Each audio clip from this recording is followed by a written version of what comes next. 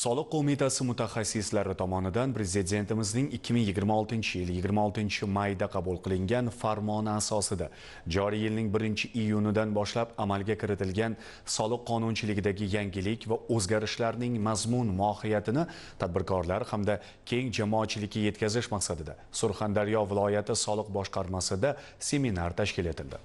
Unda tadbirkorlik subyektlari uchun yaratilgan yangi imkoniyatlar va berilgan yengilliklar haqida batafsil tushuntirishlar berildi.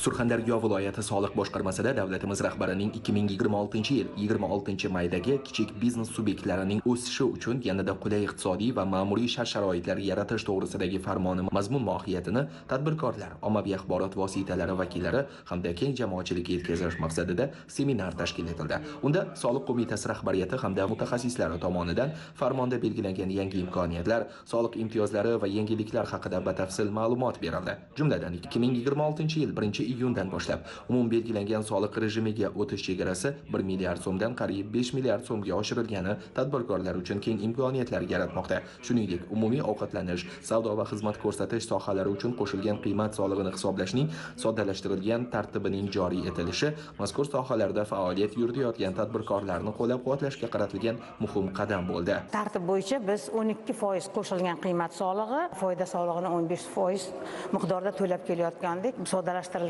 soliq tizimiga o'tsak, bu demak 6% qo'shilgan qiymat solig'i, foyda solig'i 0 stavkasi bilan amalga oshiriladi va shu bilan birgalikda shu farmonda qator yengilliklar, ishchilarni ishga olish, vaqtinchalik va ularga mehnat shartnomasini rasmiylashtirish va oylik to'lash bo'yicha ham juda ham yaxshi yengilliklar bizlarga berildi.